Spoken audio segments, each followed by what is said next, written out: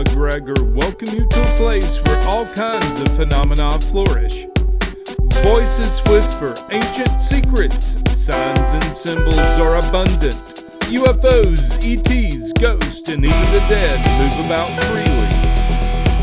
Here we meet authors, researchers, and investigators of the mysterious, the strange, and of the inexplicable anomalies that surround us. Step out of the everyday world and take a journey into the mystical underground. Welcome to the Mystical Underground. Thank you for joining us. This is Rob McGregor. And Trish McGregor. And our producer and tech magician, John Posey.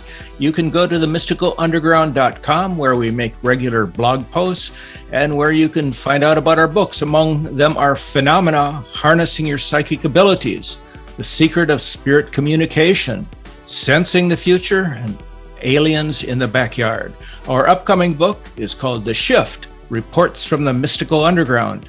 Trish's new novel, White Crows, will be also coming out this year. And I have been slowly releasing the audio edition of Indiana Jones and the Staff of Kings. Our guest today is Philip Murray, the author of The 9 Keys of Synchronicity, a book that grew out of his PhD research. Dr. Murray is a British native who lives in Singapore. He has led workshops and leadership training for more than 4 decades and has addressed major world corporations and organizations in 61 countries. Philip is the only person with the grounded theory PhD in synchronicity and leadership. Welcome, Philip. Welcome, Philip. Great to be here. You're in the wild. Thank you for inviting me. Yes, I've got the falls behind me. Yeah, it's beautiful. Yeah, so you're about 12 hours ahead of us, I guess. You're now 8 o'clock in the morning here in Singapore. All right. Okay. So we're talking to you in our future. Yeah. Yeah. Okay, your new book, The 9 Keys of Synchronicity, grew out of your PhD research. So tell us about what's involved in getting a doctorate in synchronicity. Wow, such a big question. Well, there are 2 answers. There's a technical answer and there's a passion answer. I study topics and get involved in topics that really, really interest me. So at the ripe old age of 64, I think I began my PhD. Simply because so many synchronicities had happened to me. And I said, I want to get to the bottom of this. And I want to be able to teach this in my leadership seminars as I move forward. So, I mean, in a technical sense, Trish, you simply apply. And if they accept your topic, then you're good. Oh, okay. So I was accepted at a university in their social development field area, and I just specifically said, what I want to study is synchronicity and leadership. So once they accept that, then you're good. And it's important to be able to have the understanding of your supervisor, because there are many supervisors who really don't understand how synchronicity fits into any materialist, logical philosophy. Right. So, yeah, that's what I'm interested. Sorry, Rob, go on. Yeah, I was going to ask you about that. The academic view of synchronicity is something that, they might consider it, what is it, confirmation bias? Yes, isn't that a term that? And I did stuff on confirmation bias, but it's more than that, Rob. I mean, let me give you the true story. I actually applied to the first university, a prestigious UK university, and left after 2 years because they didn't understand the concept behind what I was trying to say, and then found a university that had a supervisor that believed in synchronicity. And it went so much better. So when you're looking at how to choose a university, if anybody is, make sure that your university is fully on board with the topic itself. Right. Yeah. So as part of your research, you interviewed 27 global executives from 17 countries about synchronicity. Yes, I did. And here's one of the most interesting things to begin with. When I talked to my supervisors about, obviously I wanted to do field research. My intention was to say, what is it that facilitates synchronicity? And I asked my supervisor, how should I find these people? You know what he said? He said, use your synchronicity. That's interesting. That's great. Use the very methodology of the topic that you're studying. So literally over a period of time, I looked around the world. I was traveling through the States at the time and found individuals that were interested. The first group was the group of women global leaders. Okay. I was working with them over a period of time. My wife and I were working with them. And this is a major international organization. And we literally, over a period of time, looked at asking them what facilitated synchronicity. And at some point, and Trish, you'll be interested in this, I would want to do further study about, are men or women more aligned to really be in touch with synchronicity? And I tell you, working with these women, as a group of 18 women, was like plucking fruit from a tree. Jeez. Yeah. They were so aligned with the topic and understood the topic and gave me great stories and ideas. So that was the group part, Rob. And then what I did was chose 7 individuals, all of them global leaders, some with corporations, some on their own, and obviously chose them knowing that already they had some understanding of synchronicity. Okay. And so literally just asked them, and I've got 200 pages of the interview that I did with them, literally said, what do you think facilitates synchronicity? Okay. One of my favorite stories from your book is the manifestation of $15,000. You qualify it as an out of the blue event. Key number 1. Explain that one, Philip. Well, what's important to me, Trish, is that, and you know this, Trish and Rob, so many people want to confine synchronicity to the spiritual world or the, psychic world. I'm very, very conscious of wanting to show how it manifests with practical things. And so this is literally a situation where at 10 minutes before 4, here in Singapore, I looked at my books, as every manager of their own company has to do. I'm short $15,000 for this month. Fact. And I said, how do I find $15,000? 10 minutes later, I had a world guru in cultural issues, call me and said, Philip, I've got a session next week in Beijing. The company wants us to do a session next week in Beijing. Are you free? Yes, I'm free. And then he said, guess what? The money is good. It's $15,000. Wow. Right down to the penny.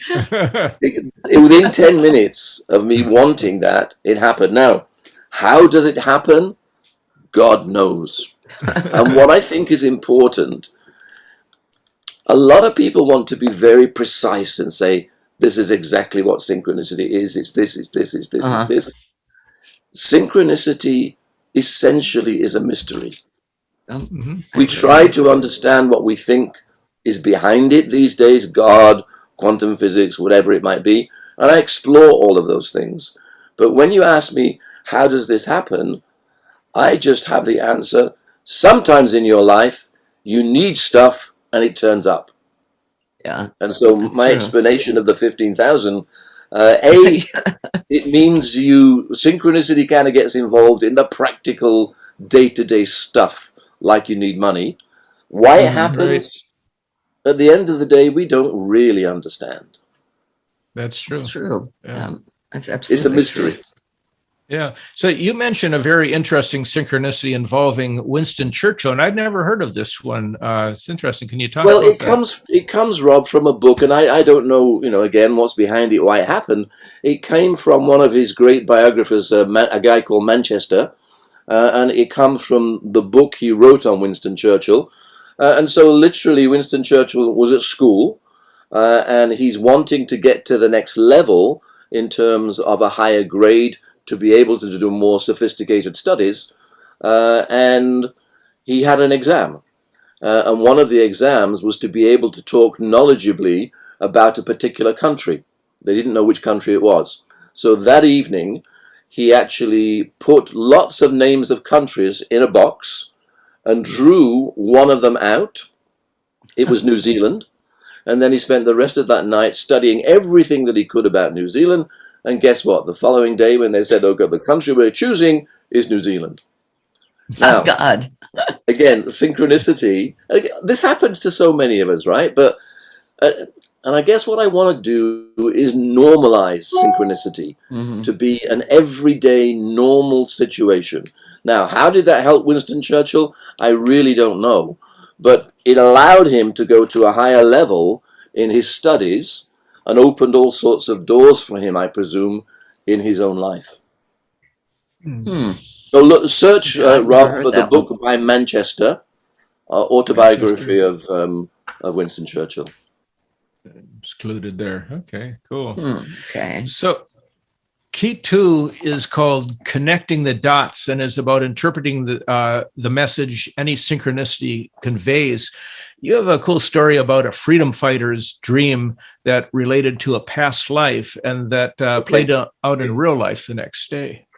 Let me back up a little. Okay. What I wanted to do here, Rob, is as much as possible was not just to tell lots and lots more stories.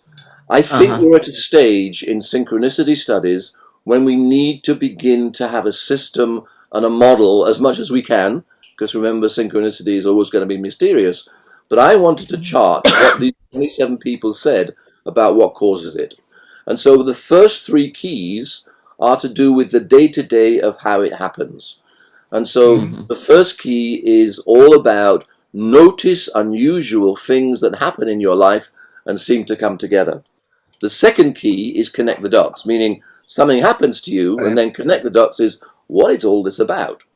So this particular story, I was there in Singapore minding my own business and talking to my financial advisor. Interesting, money again. Yeah. I hadn't remembered that as money again. And I was saying to him as we were just chatting and saying, "How are you?" I said, "Yeah, well, I'm good. Last week was my 66th birthday. Nothing other than it's my 66th birthday." And the night before, I'd had a dream. And my dream said I was a freedom fighter in some country somewhere fighting against the king to ensure that people were free. So that's all I said to him. 66, I was 66 last week, and last night I had a dream about a freedom fighter.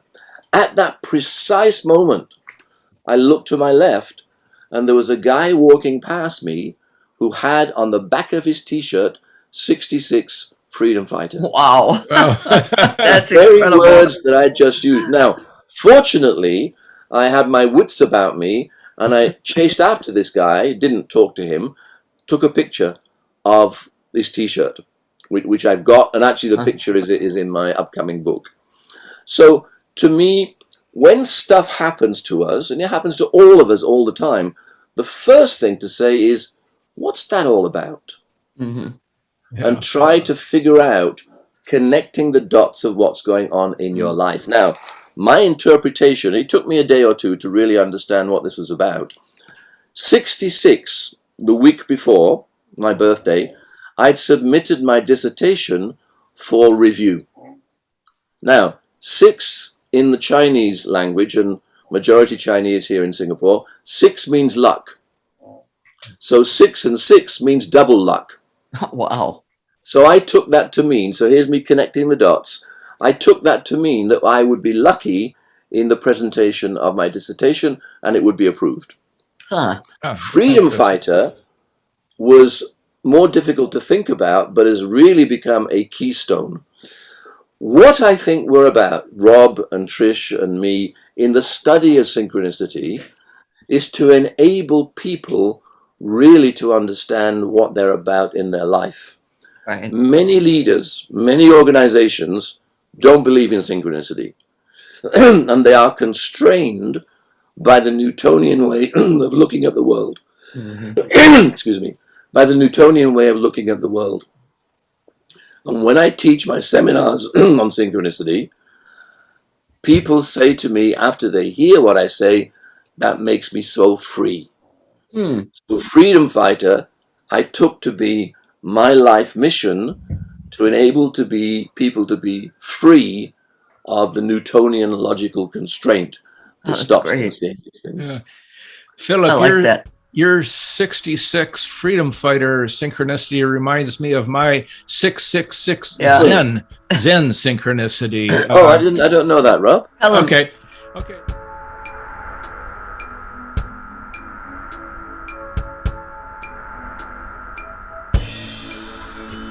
Thanks for joining the Mystical Underground. Visit www.themysticalunderground.com for the latest blog post and book info. Subscribe to the podcast on Apple Podcasts, Spotify, Stitcher, Google Podcasts, or your favorite podcast app. Listen to the podcast at podcast.themysticalunderground.com. Follow Trish and Rob on Instagram at Trish and Rob McGregor. Follow us on Twitter at The Mystic Cast. Send email to podcast@themysticalunderground.com. And until next week, thank you for listening and stay mystical.